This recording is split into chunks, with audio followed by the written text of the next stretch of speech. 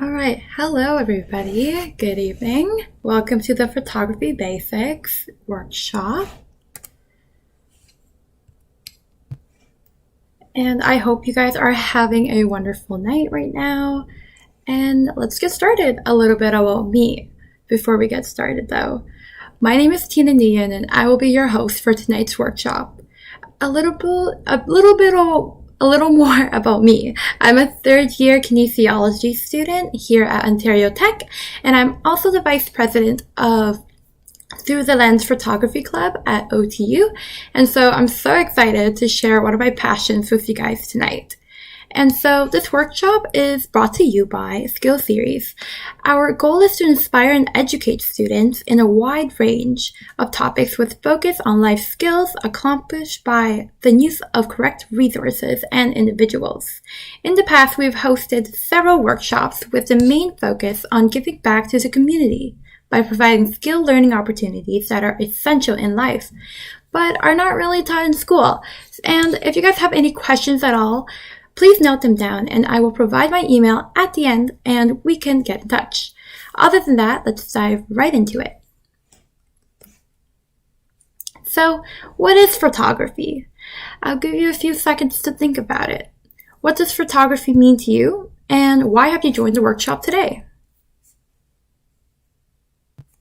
Alright, so let's start with the basics essentially. So the word photograph, it evolved from ancient Greek, and the words photo means light and graph means writing. So photography is essentially light writing.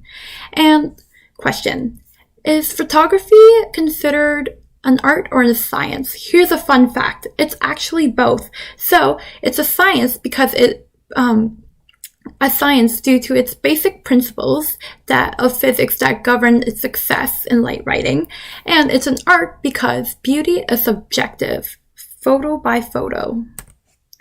Alright, so with that being said, about photography, let's dive right into it. We will be going over the 5 rules that will help you capture the perfect photo. So, let's give it a few seconds. What is the perfect photo? Beauty is subjective to everybody, so a perfect photo to you could look different for somebody else. Alright. But all the photos kind of follow a general rule. So the first one is the rule of thirds. So has anyone ever heard of the rule of thirds before? It's also known as the golden ratio. So it's a popular guideline used not only by photographers, but also many artists and architects as well. So it provides a natural balance, dynamic symmetry, and it gives us a feeling of stability. As you can tell from the photos right here, we have a picture of a dog and a picture of a tree among water in the skyline. So you could see a bit of symmetry along those lines, and it gives us a feeling of stability. And so most phones also have grid lines in the camera app where it will give you guide points of where your points of interest can be given by the intersection of the grid lines, and you can use that to take your perfect photo. So, for example, here is a picture of a landscape. So when taking a picture of a landscape, it's natural to want to center the horizon in the frame. So, however, pictures often look better if the horizon falls on the upper or lower horizontal dividing line, as you can see on the photo right here. So if you focus your image, if the focus of your image is on the horizontal dividing line, is on the land, for example, mountains or buildings, the horizon should fall near the upper third. And if the focus is the sky, sunsets or sunrises, the horizon should fall somewhere near the lower third. And so, the focus is on the land area rather than the sky. So the bottom 2/3 of the photograph is filled with land and the top third is the sky, which gives it a nice balance and focus. Alright, and here is another example of the rule of thirds, but using a portrait photo. So as you can see, the eyes are lined up with the upper horizontal line, and each eye is where the upper horizontal line intersects with a vertical line as well. And you can also see that she's perfectly centered between the 2 vertical lines. Alright, moving on to our second rule, and it is the rule of odds. I've actually never heard of the rule of odds until I did this presentation, so it's pretty cool.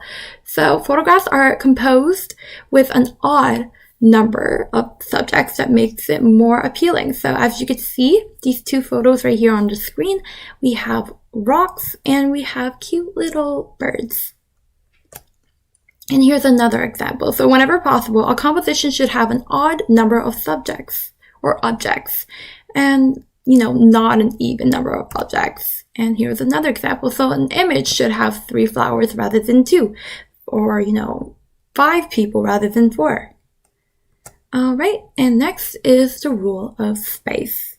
So as you can see here, we have a picture of a person rowing with their dog, and we have a picture of a dog looking onwards into the mountain ranges. So the third rule is a rule of space, and that's where you compose photographs with negative space to create a sense of motion or activity.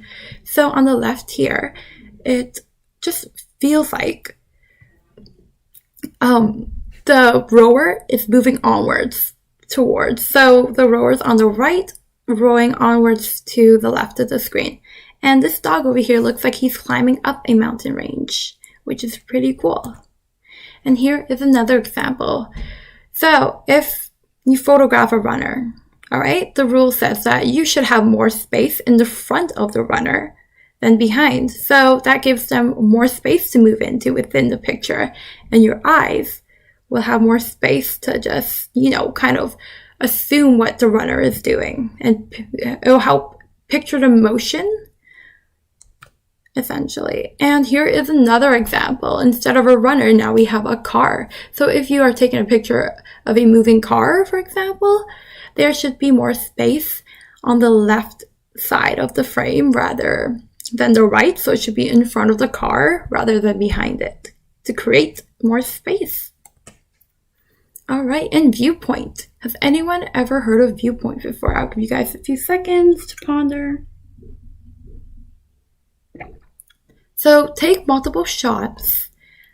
So viewpoints is basically taking multiple shots of the same subject from different viewpoints. For example, the photo on the left is from the bottom viewpoint and the photo on the right is from the top viewpoint. So it really gives you like a unique perspective instead of like, a plain photo from like, for example, like this one, right?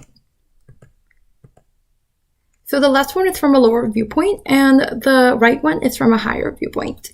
So has anyone ever seen like anyone like down on the floor just angling down? I see that all the time, and they're basically using the rule of viewpoint.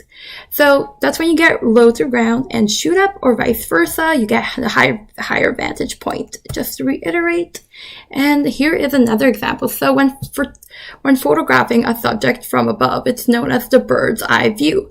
And this could be taken from up in the sky, when you're flying like a plane, or just, standing on a ladder, or even like standing on a chair or table. And you are basically just standing above your subject, essentially. And here is another one. So photographing from this point of view can also make viewers feel as though they are superior to the subject. So as you can see, this is a picture of a cat looking up, and we are looking down at the cat. And it can also make the viewer feel as though there's a separation between them and the subject as well. And our next and last rule is the fill the frame rule. So filling the frame really provides you a technique where you get up close to your subject, and it takes up most, and if not all, of the photograph. So a tip is that for example, when you're using your phone, it's better if you walk towards your subject to get close to it rather than zooming, because zooming can actually kind of pixelate your image. So by using this technique, it actually cuts out distractions from around your subject. So as the left, we can see a really cool pattern down there, and it's pretty up close, and you can see like the little pebbles and like of the floor. And on the right side, this is an up close photo of a cat. All right, so here is another example. So this picture is a flower on the left, all right? Well, they're both flowers, but on the left, it's kind of like a standard photo from like, not zoomed in or anything. But with a camera, the picture on the right side is a little more zoomed in, it's closer up, and it fills the whole photograph. And the photo on the left has a little more negative space, which it's like, okay, the focus is mainly on the flower, so it's good to use to fill the frame technique. And now we move on to the types of photography. So with all of the rules being said, we could apply it to the different types of photographies, right? So most photographers kind of like specialize into one or two different types of photography, but when you start experimenting with various, photography styles, it can also help you like expand your skill set as well. So just think for a few seconds, what types of photography are you into, or what types of photography inspires you, right? Like for me, I know it's like food photography, and like I love doing portraits of animals and just landscapes in general, and just taking in my environment really. So let's see right here. So our first one is portrait photography. So this is actually one of the most popular photography, even now, like you could, see on Instagram and things like that. Portrait photography is really popping off. So one of the most common photography styles, right?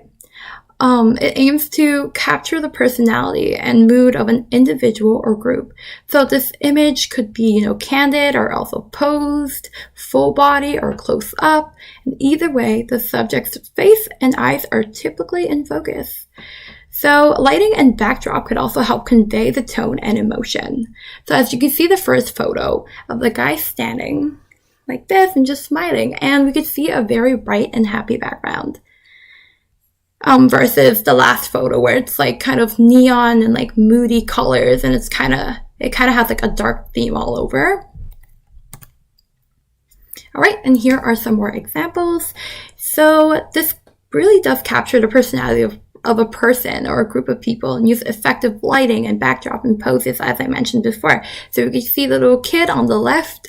This photo is super adorable, and this really brings out his, childish like personality, and versus the person on the right, she looks pretty like cool and like posed up, and like the lighting's obviously really good because it also brings out the color of her eyes and accentuates it, and her freckles as well. And it's very close up versus the left one where it's just like a general like almost full body picture.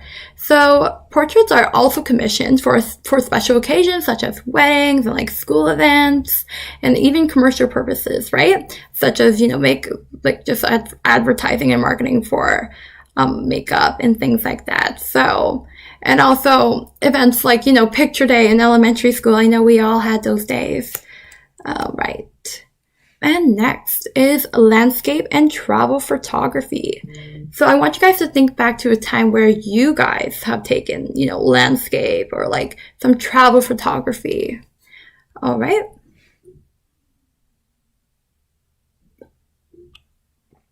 So these are examples of wide landscape shots of views such as cities, skylines, includes also mountain ranges, beaches, and other picturesque landscapes. So this landscape and travel photography are genres of photography that involve, the documentation of like, an area's landscape and like their people, their cultures, and their customs and their history as well, which is pretty cool. All right, so for example, this is a landscape and travel photograph, and it allows viewers to kind of just experience the epic trips through this photographer's lens, right? And they could also get like a feel for what the atmosphere and sights of a place are without, even going there themselves, right? And so our next one here is product photography. So it is any image of a good sale, basically. So It's also known as commercial photography, and these images are meant to kind of just entice shoppers to purchase the photograph products. For example, the Coca-Cola, which is like a staple in like North America, and these Can backpacks, and also skincare. All right, so for example, this photo is a great example of product photography because the product is in the environment that it's intended to be used in, and the environment of your product photo can actually help customers kind of like imagine and immerse themselves into it, and just imagining that they're using it. So it also helps you sell the product more, when people could relate to it. All right, and last but not least, fashion photography. This is one of my favorites that I want to get into. So fashion photography is a genre of photography, and it's devoted to like displaying like clothing items and like other fashion items as well. So it's developed its own like aesthetic, recently, like especially on Instagram now that you have like marketplace and things like that. So clothes and fashion is basically enhanced by the presence of like exotic locations or accessories. So as you could tell by these two photos, they really convey exotic colors and like enticing colors just to entice the shoppers essentially.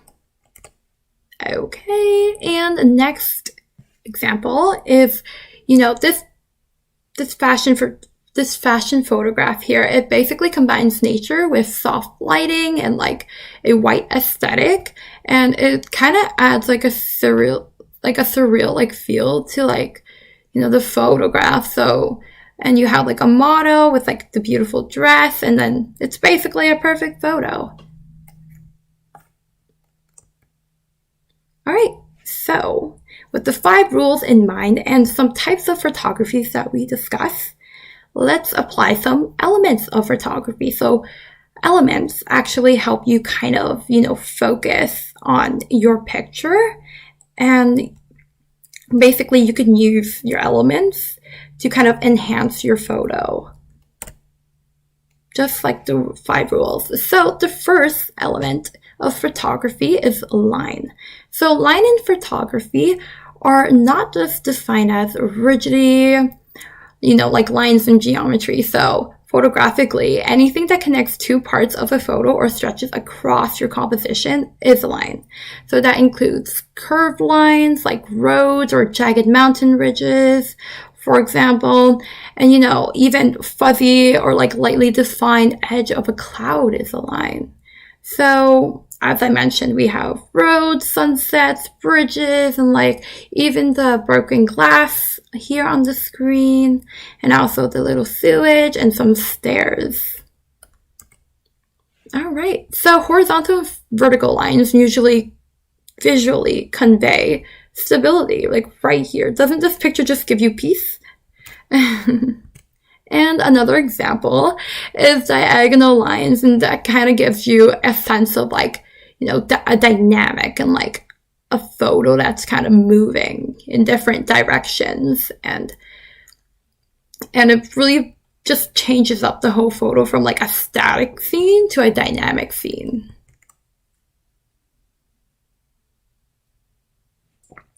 All right, so next on our list is shape. So shape is usually 2-dimensional representation of objects. So shapes could be anything that forms, a heart, for example, between the 2 swans right there. And some examples are silhouettes in photographs, for example, that paper plane right there. And every shape is, they have the power to attract our attention. For example, that window right there. So we have a kind of square window with 2 diamond shapes to the side, and even that hydro tower on the top left over there. All right, so shapes are formed by lines and shadow, and they could also be organic.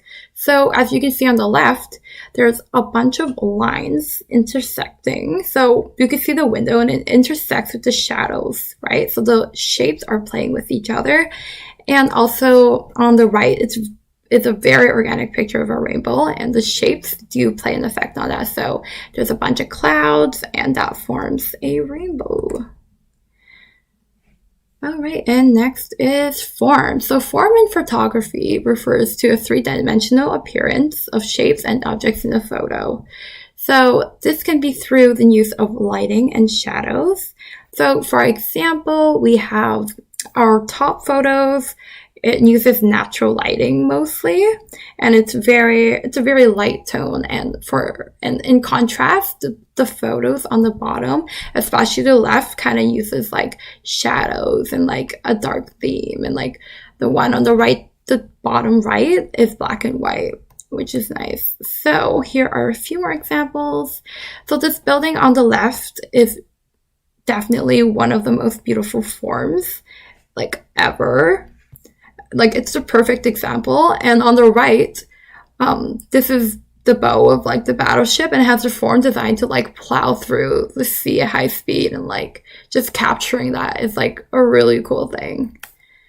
So next one is texture. So this is like one of my favorite like elements of photography. Like, I used to take a lot of texture photos, like even of like my shoes, you know, like the little sole of my shoes. Like, I'd like zoom in and just take a picture of the texture, because I feel like it's so like satisfying to kind of see the texture up close, like these photos right here on the screen.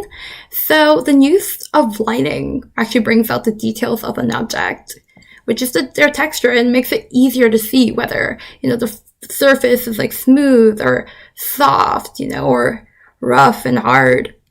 And texture actually brings life and vibrance to images that would otherwise appear as flat or uninspiring. So instead of photographing a whole mic on the top right over there, they zoomed it in and shows a very up close and personal picture of a mic. And even the picture on the bottom left is a picture of a leaf with a few water drops on it. And even the picture on the bottom right over there, we have a tree bark. And it really gives an insight of what it kind of feels like. And I can also imagine that we can almost touch it through the photo, right? Which is pretty awesome. And here, so this is an image of, you know, drops of water on a surface, and this definitely adds texture to this whole like image. And we have another one right here, and this angle of a subject's lighting can actually accentuate or hide a texture. So this is a brick wall, and the red lighting definitely like accentuates like the roughness of like the wall. And our next texture example, is where it's a rough surface, and it feels like you could almost like feel the texture of it through the image as well. It's almost like if I put a picture of a crayon, like a crayon box, like on the screen, you could probably like imagine like the smell of it too, right? It's pretty cool. So, and last but not least, an example of texture is a surface of water, which is ever-changing. It's an ever-changing texture, which is really awesome. So yeah, that just gives you a little context and pattern. All right, so pattern is another element of photography, and this uses the repetition of the subject or object to kind of create an interesting photo. So an example is, a garden of flowers, and even that sunset there with the fencing pattern brings a lot of attention. All right. And so pattern photography is not only created by using repetition, but also a large element of pattern photography is about, breaking the repetition of an object. For example, this leaf right here, which is pretty cool. All right. And next, last but not least, is color. So color is one of the most important elements of photography. So using warm or cool colors actually sets a mood for the viewers and the audience, right? And here are some examples. So we see the pictures of the sunset and sunrises. Those are usually warm colors, and in contrast, we have, the northern lights and like the stars in the skies at night. Those convey cool colors. So a photo could actually elicit multiple moods. For example, yellow with a bit of blue sky. This conveys happiness, calmness, and just at ease with nature, essentially. And we can also use neon, right, as an element of color.